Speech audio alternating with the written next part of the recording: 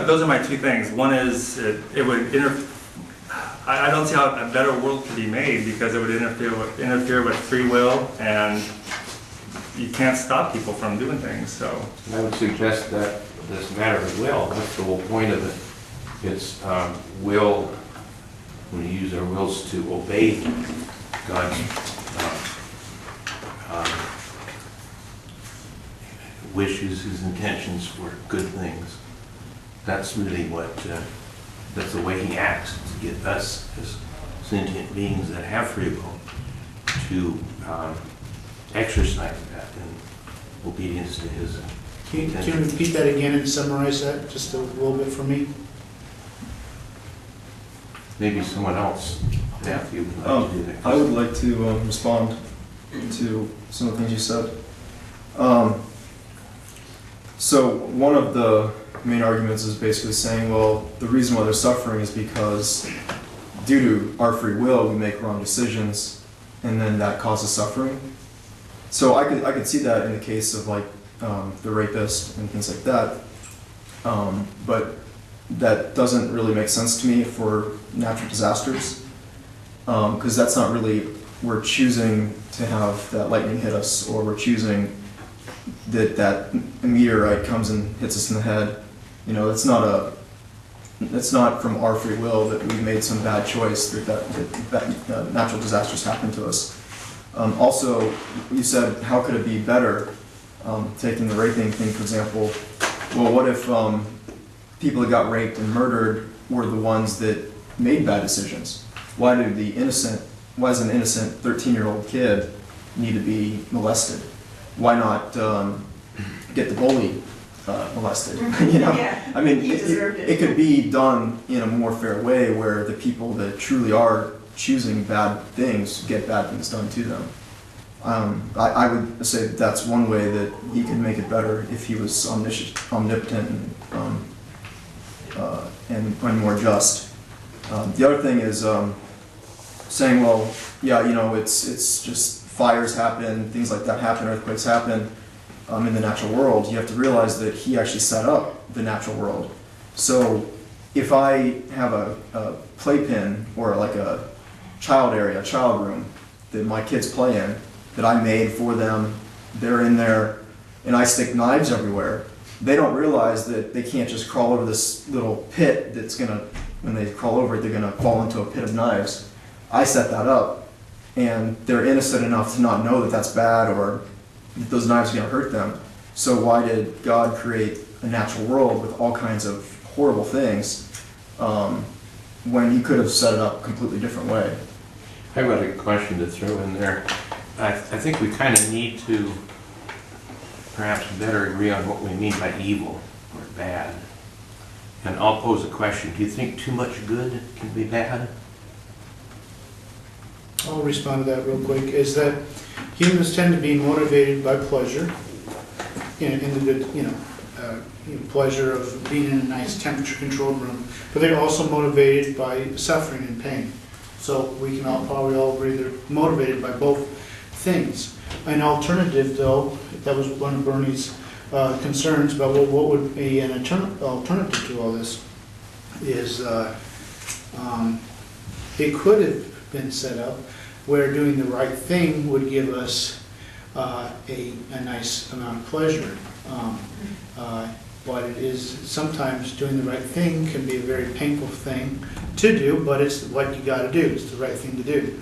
But that could be an example of improving upon the design of nature around us, where doing the right thing would be rewarded with pleasure, and doing the wrong thing would be rewarded with pain. Now, there are some people who have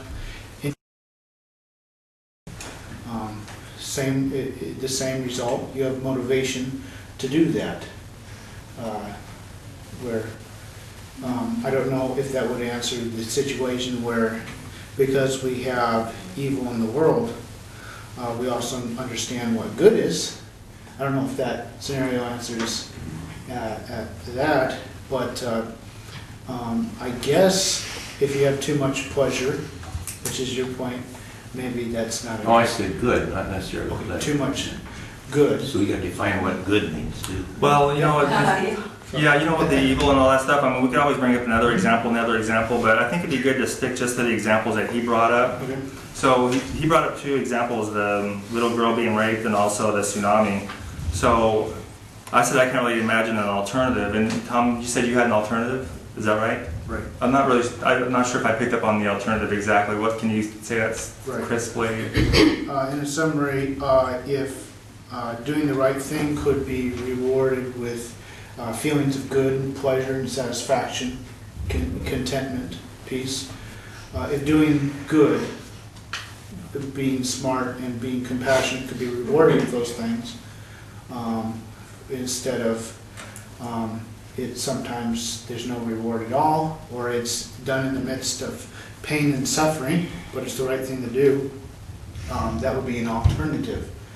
Well, do you have an alternative to like those specific examples, like let's say the tsunami or the rape? I mean, what would God do differently? I mean, how would He prevent a rape or a tsunami if there was a God? How would He do that?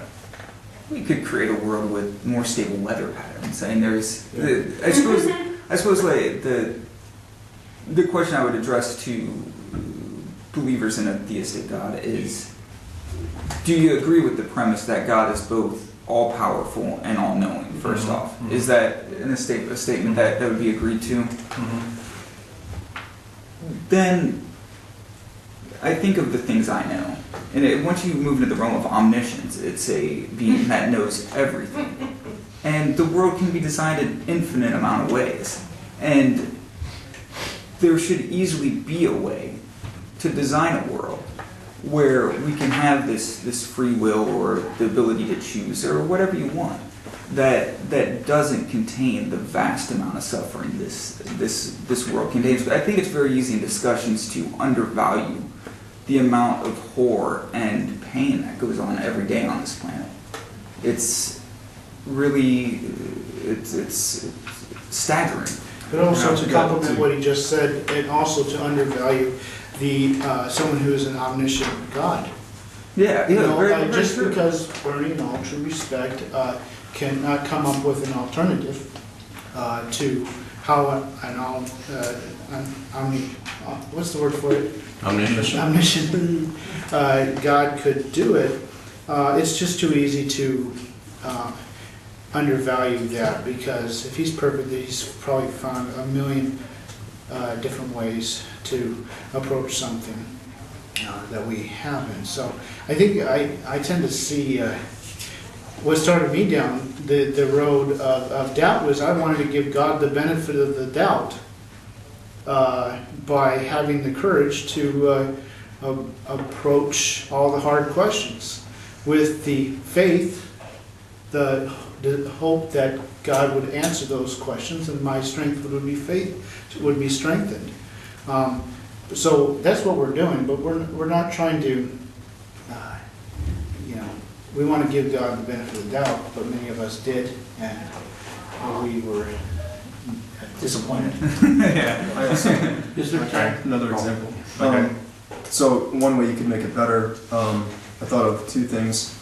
So at work we have a program that knows when it's going to crash, and it'll tell you like 5 clicks before it's going to crash, and you had time to save. Mm-hmm. And it'd be nice if, like if you knew you were going to die, like you could hang on for 48 hours to then, you could like, let's say right before you die, you could just by will hang on for that 48 hours and say goodbye to all your people and make amends and all that stuff.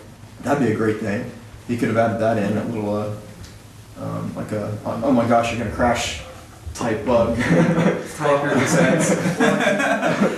some ways we have that. I mean, when people get sick of cancer or whatever, they have months before they die. Yeah, but You know, some people get hit by a truck just like that, of course. yeah. But let's say the soul hangs around for another 48 hours after the death, and you can still communicate back and forth with it, and then before it goes off. But why does it have to go instantly? I mean, I don't believe in a soul, but but I'm trying to speak from a Christian standpoint. You know, he could have done it. He could have done it different ways to make it. I mean, that would reduce a lot of suffering.